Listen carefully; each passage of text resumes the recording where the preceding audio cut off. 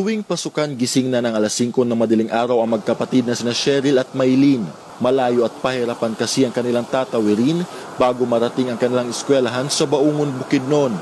Kailangan nilang tumawid ng ilog gamit ang balsa na gawa sa kawayan. Pagkatapos, aakyat pa ng matarik na burol para makapasok sa eskwelahan na sakop na ng Cagayan de Oro City. Pero nang muling magbukas ang klase kanina, alas 6 na ng umaga umalis ng bahay ang magkapatid. Naligo muna sila sa ilog, pero hindi na sila nagbalsa. Binuksan na kasi noong Christmas vacation ng hanging bridge, kaya nabawasan na ang pag-aalala ni Lola Loretta sa kanyang mga apo. Bahala og dako kan tubig basta ka di na. Ayon sa kanya, hindi na siya masyado nag-aalala kahit tumaas pa ang tubig sa ilog. Sariwa pa rin sa alaala ni Cheryl ang pagkarga sa kanila ng kanilang ina, makaakyat lang sa pampang. Pagsaka, lisod kaayo kay Sabi ni Cheryl, nahihirapan siya nung umakyat dahil sa takot na baka siya ay mahulog.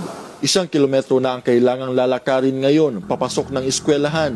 We're very happy and so glad to our government that the realization of the footbridge would bring our children the opportunity to be here in our school. Daan-daang mag-aaral sa elementary at high school ang nakabinipisyo sa hanging bridge.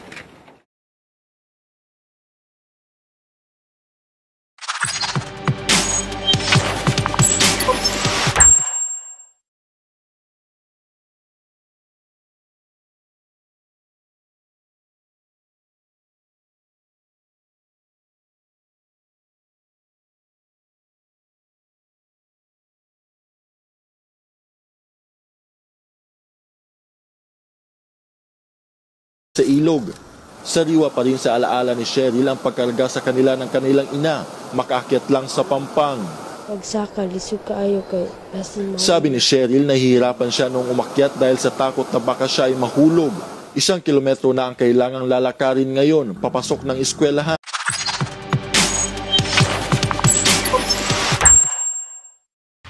Tuwing pasukan, gising na ng alas 5 ng madaling araw ang magkapatid na sina Cheryl at Maylene. Malayo at pahirapan kasi ang kanilang tatawirin bago marating ang kanilang eskwelahan sa Baungon, Bukidnon. Kailangan nila.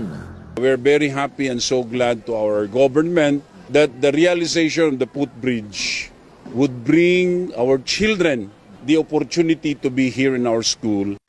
Daan-daang mag-aaral sa elementary at high school ang nakabinipisyo sa hanging bridge.